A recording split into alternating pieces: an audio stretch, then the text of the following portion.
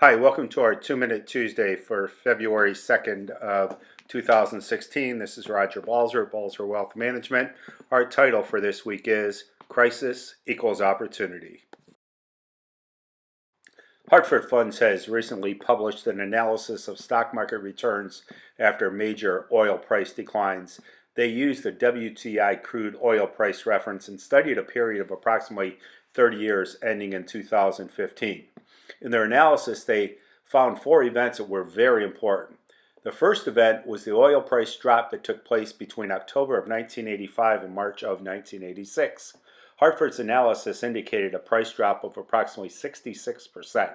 They then calculated the S&P index total return 1 year after the price decline period ended, and the result was a positive 37.6%. The next period was September of 1990 through February of 1991. The oil price decline was 53%, and according to Hartford's calculations, 1 year later, the Standard & Poor's 500 index total return was 15.99%. The third event was December of 1996 through November of 1998. Oil dropped 56% at this time, and the S&P 1 year later was plus 20.9%.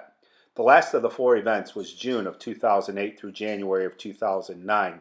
The oil price drop was a whopping 70%, according to Hartford, and 1 year later, the S&P index return was 33%.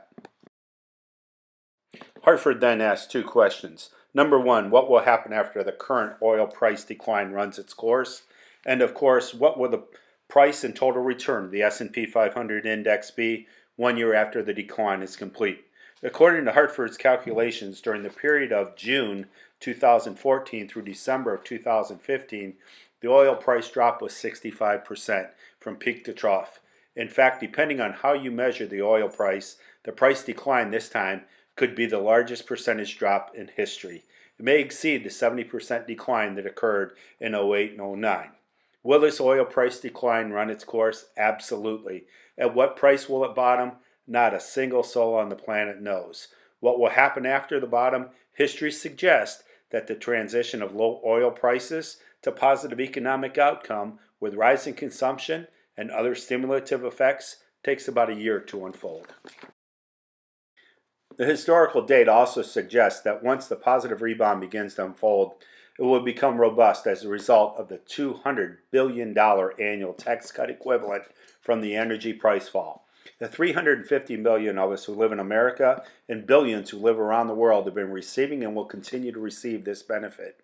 After we rebalance our household balance sheets, raise our savings, and adjust our domestic budgets, we will start to spend this windfall.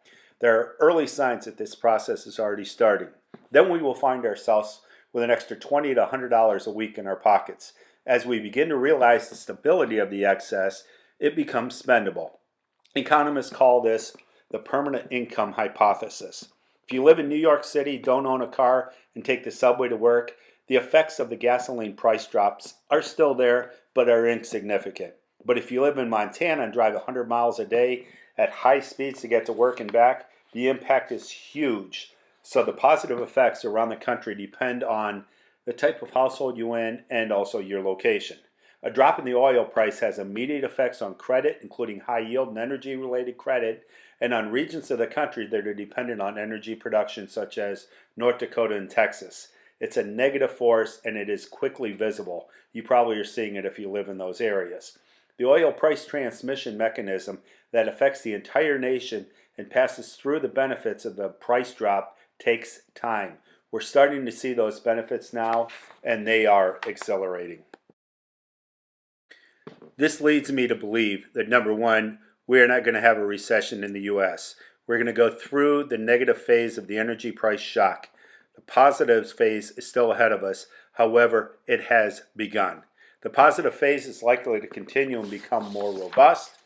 And finally, there is no way of knowing how high the S&P index will go once the oil price downward shock is complete. There's a lot of history and supportive information that suggests that following the oil price shock, the U.S. economy will be more robust. Our growth rate will pick up and do so from a platform that is solid because the economy will have run through the credit problems caused by the downward move in oil. Lastly, the rebound will be reflected in an upward movement in stock prices and higher total returns with a positive number for the S&P 500. Also, if you add in low global inflation, additional participation by the central banks worldwide, the European Central Bank, the People's Bank of China, we could see the makings of the bull market extending through the rest of the decade with low single-digit interest rates, low inflation, ample liquidity, and a corrective mechanism that will express itself in rising asset prices as we go through this turmoil or crisis and come out on the other side. When the oil prices spike down, the plunge has created a crisis.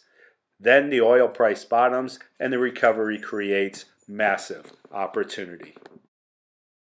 This has been Roger Balzer at Balzer Wealth Management. Please contact us if you have any questions at 440-934-3114 or reach out to us on the web at roger@balzerwealth.com. Make it a great week.